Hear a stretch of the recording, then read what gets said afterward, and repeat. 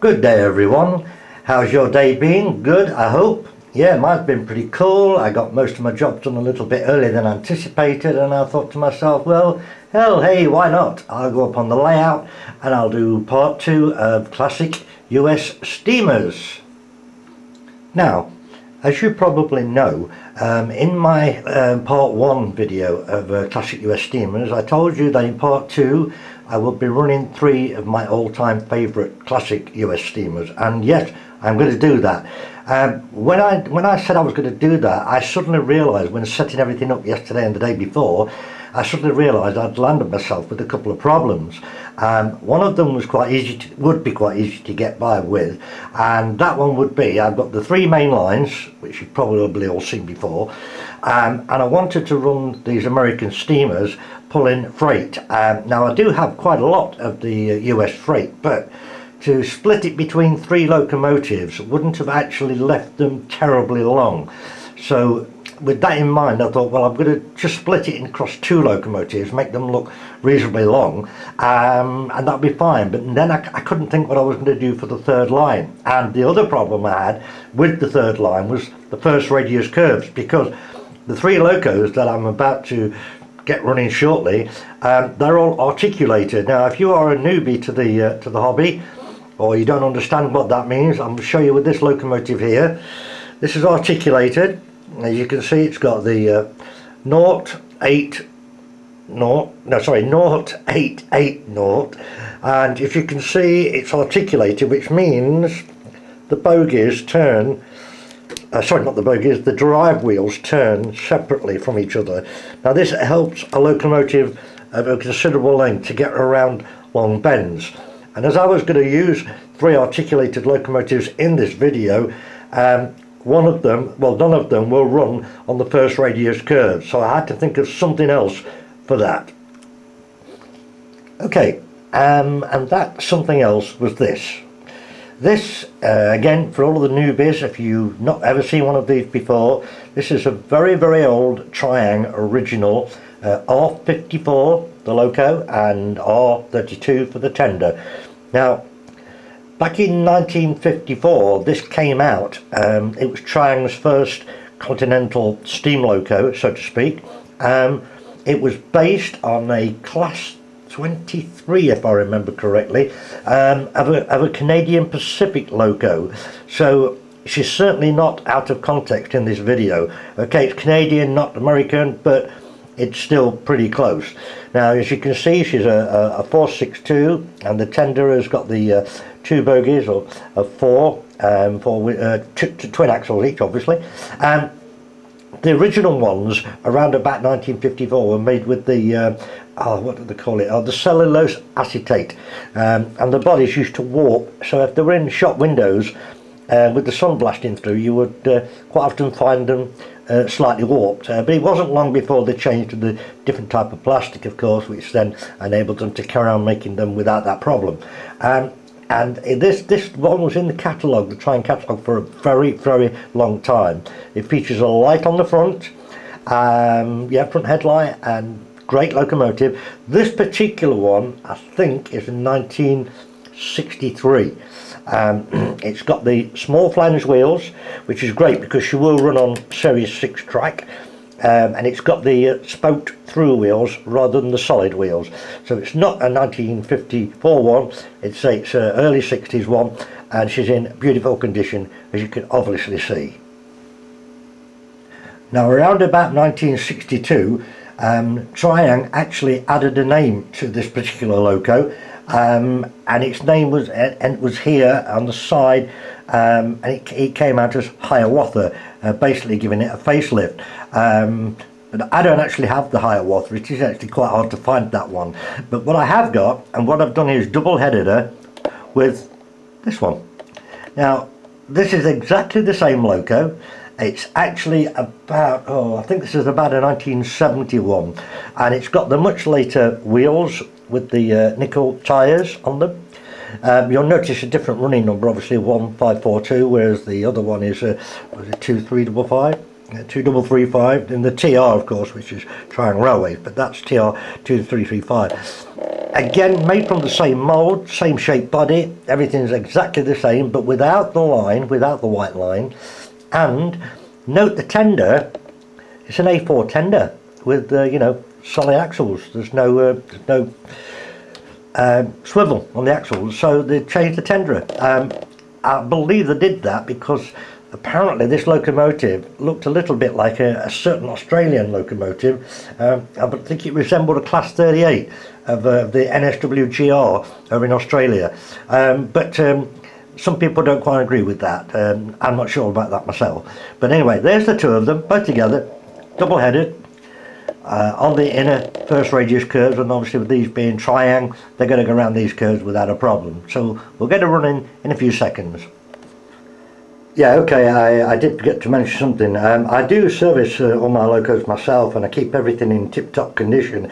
For some strange reason, I've been a slight problem with this back wheel on this early Triang one. I mean, I've had it apart, cleaned it thoroughly, and I can't find a problem, but for some strange reason, she does sometimes just stall slightly on this point, and it's only a little bit, but I've still yet to find out why, because this one, the later one, the 70s one, is fine, but we'll get them going and we'll just see what happens. So look bloody great together anyway, so come on, here we go. So if we can get them nice and slow starting, wrong way. Alright, here we go. Yeah, look, quick stall on the point there.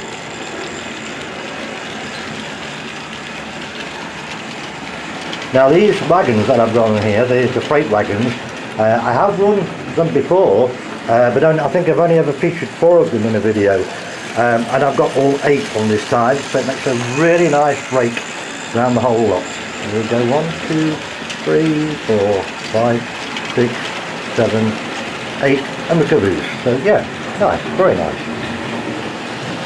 Here they come again. They look really good together, they do. Really good. Pretty long train, so yeah, I think that looks really nice and cool.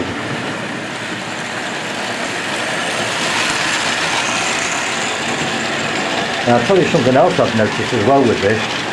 This is, I mean, I don't like them running stupidly fast, as you already know, but I'll tell you what, this is amazing how this hangs on. We're talking first radius turn, and this is hanging on. So we'll do it just for a few seconds, have a bit of fun, and we're going to turn her into an express train. Express good. So watch this. I believe they're staying on the track. Wow. That is amazing. It's absolutely amazing. And of course she's smoking as well. Yeah, I forgot to mention to you, the latest 70s one has the smoke unit in it. Instead of the light at the front. Obviously not enough room for both. So yeah, wicked. Anyway, back to the seriousness. Slow her down.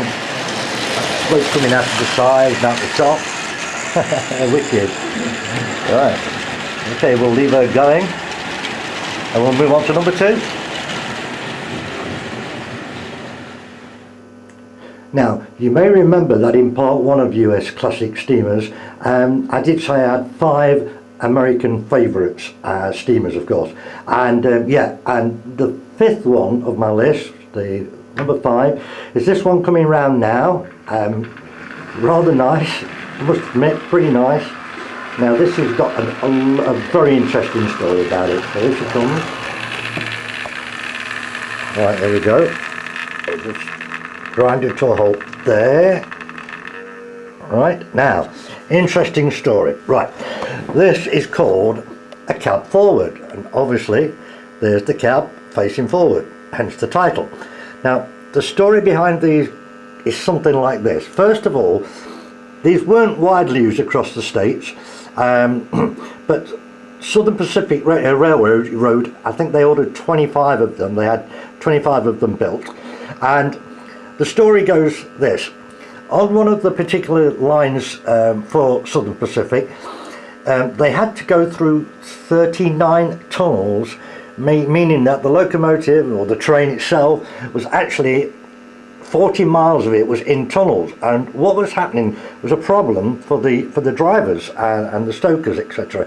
These are fuel burning, not coal, and and obviously conventional, facing forwards.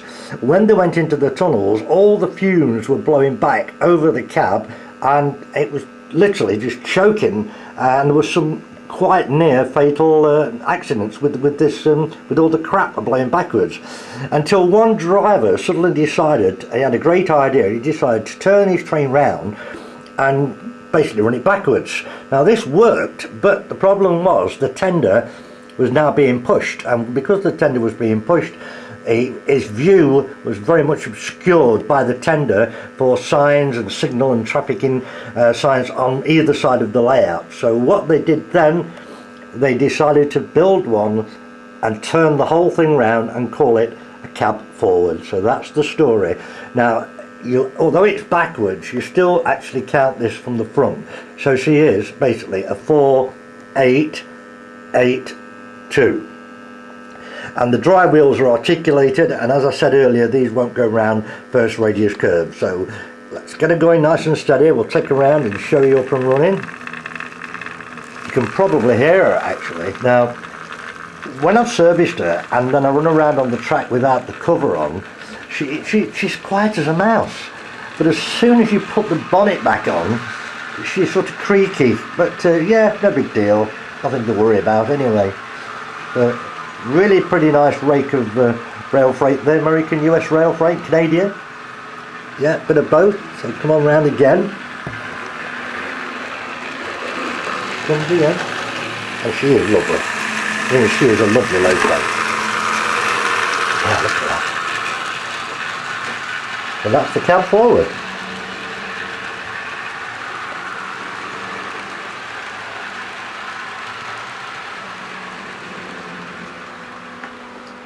So now folks, you've seen my fifth favourite all-time classic steamer there, the Cab Forward. My fourth favourite you've seen on Classic US Steamers Part 1, which is the J-Class 611 Streamlined. My third favourite I don't yet have, it's one called Challenger, and she is a 4664, again articulated. I'm keeping my eye out for one, and when the right one comes along I'll grab it, but that was my third favourite. So now we're up to the top two. For my second favourite classic US steamer comes this one. The suspense is overwhelming. This is absolutely gorgeous. Just look at that. Oh man, she is fantastic. Just look at all that detail on the bell, look. Oh man, she's fantastic. And there's actually, this is brand new, and in actual fact there are some more accessories in the pack for me to put on, and I haven't got round to doing that yet, but I will do. There's things like the brake pipes and the water pipes and things to add on. So there she is. That's the what's that, 14-wheel tender, Chesapeake in Ohio. She is a really strange wheel class. I mean, she's a 2-6-6-6. Don't very often see 6-wheel bogie under the firebox, but that's what she is. She's known as the Allegheny, which is reference to the famous Allegheny River over in the States. And yeah, absolutely brand new, straight out of the box. This is the new Rivarossi, which is now owned by Hornby, and all the machinery, all the Italian machinery has been sent over to China, and they are now starting to reissue them under the Hornby name, but still with the Rivarossi badge. So there she is. Oh man, this is just amazing. My only disappointment is the fact that the front light's not working, and it should be, but I'll have to have a look at it when I can. Anyway, it probably won't be too much of a problem sorting that out. So I think we'll get around. She has got a tender light, a fire lit in the tender. I think you might catch it somewhere along here. Maybe catch that. Yeah, little red light in the tender there, in the firebox. Sorry, there. Yeah. So yet again, I've split all my US Canadian freight between this loco and the Cab Forward. So I've got no more to put on. I've got about another 30 coming actually. I've just bought 30 more, so I'm going to be able to use those later in some more videos with some American diesels and ACs and DC electrics. So there she is. superb, absolutely superb. So we'll keep that going and we'll get the others going, and then at some point in this vid I'm going to edit it and I'm going to introduce you to my favourite #1 classic US steamer. We get Cab Forward running around as well. Here she comes again. The drive wheels on this are so small they actually look like they're going fast, but if you look at the train itself, it's not actually going that fast, just because of the circumference of the wheels, the drive wheels being quite small. Yeah, so there we go.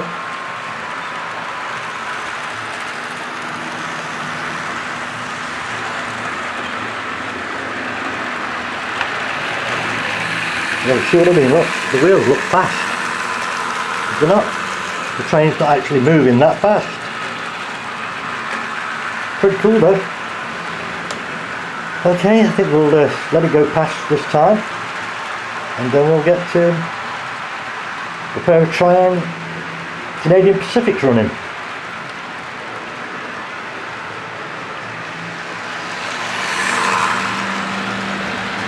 Come on girls, let's go for it. Quick shunt backwards, that's better. Come on ladies, nicely does it, and gentle speed up. Oh, didn't stall that time.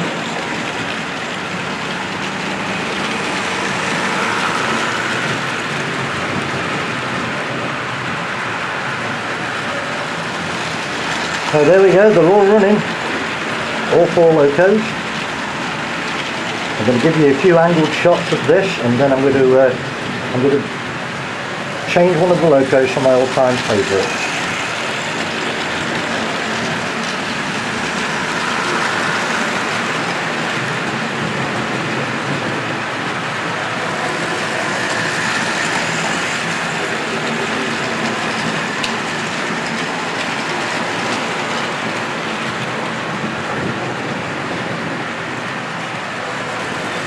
Get the angle around here.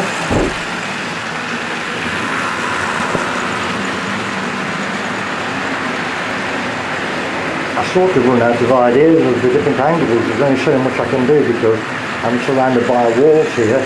3 sides of the layout are against walls, so I'm slightly restricted to how many different angles I can provide. Hopefully you're enjoying the video.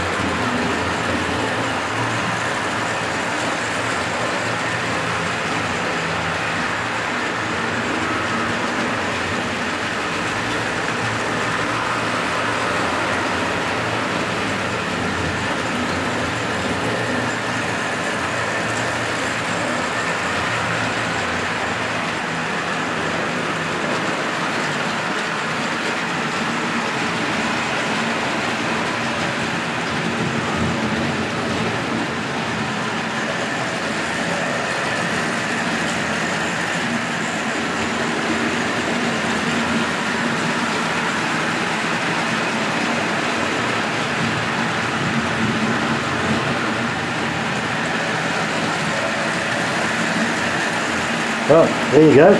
I'm going to just pause everything for a few minutes. Fancy a cup of tea now anyway, so get everything paused, and then I'm going to change one of the locos to my all-time favourite US steamer. Back in a few minutes. Seconds, sorry.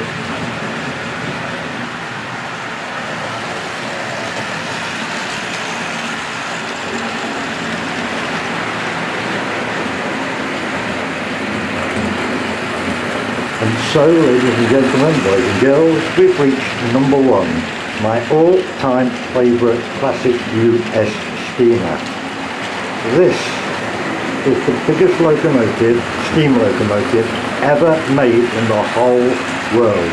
Which is coming round right now. This is a mammoth of a machine.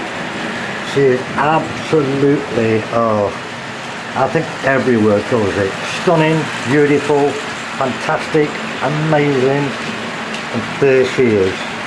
Union Pacific Railroad's Big Boy. There was 25 of these made. This one is 4004, as you can see. I believe 3 of them have been kept and restored, and of course they're in museums or on the show in the States.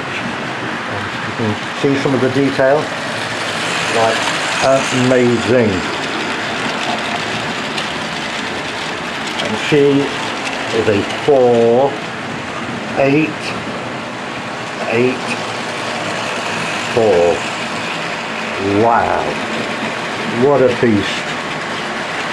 Now, I don't know how this has happened. I don't have the box for this one, but somewhere down the line, pardon the pun there again, she's normally parked in a siding out of sight, well not out of sight but out of the way, and somehow the bell has gone missing. I don't know where it is. The cleaning lady may have took the hoover for all I know, so anybody out there got a bell that can spare me? I've got to try and find one for her, but there she is. Union Pacific Big Boy, the biggest locomotive in the world.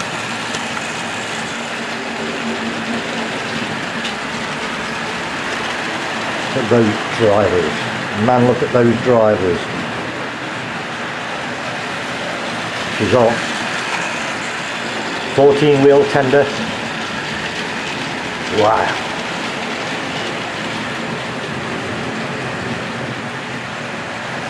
So there you have it, everybody, my favourite #1 US steamer. It's just something about the US steamers. I mean, I love the British ones. I mean, I really do love the British ones. But the US ones, I don't know, there's just something mammoth about them. So awesomely big. And the light's working on her as well. Oh, hell, she's gorgeous.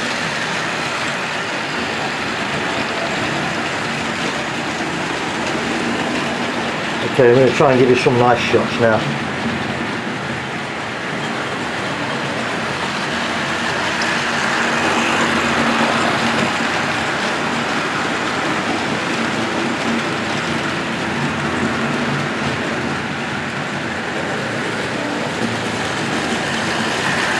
All 3 lines were vacant then, that's unusual. And that's nice, seeing those 2 together.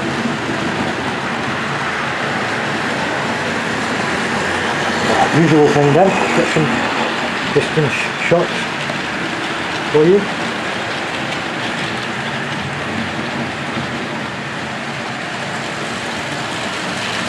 I hope speed's still alright for everybody.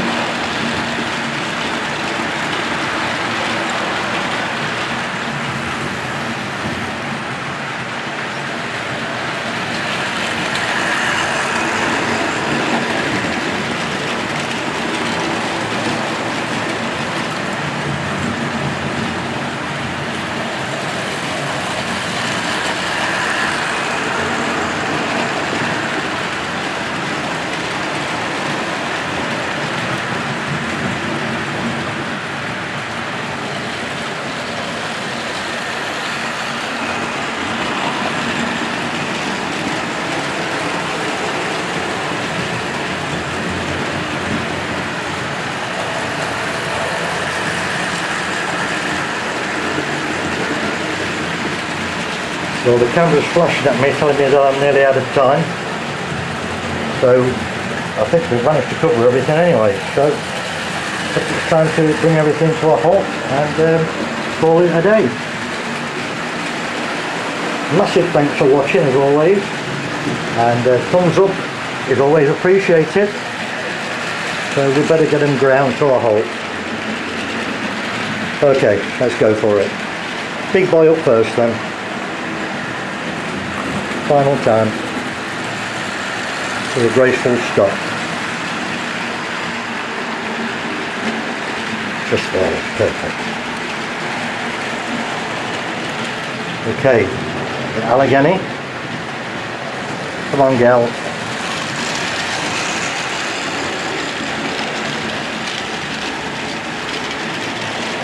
Yep, so there's fine. And finally, a pair of Canadian Pacifics.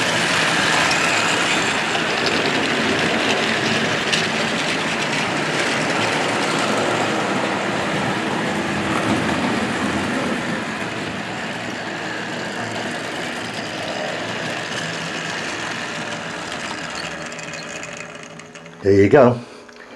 Okay, well, I enjoyed that. I hope you guys do. I'm going to move away from American stuff for the next couple of videos. I've got more things planned, more things up my sleeve. So, as they say, keep watching this space. Thanks, everybody. Really appreciate all the support and everything I get. And take good care of yourselves. Goodbye. Bye.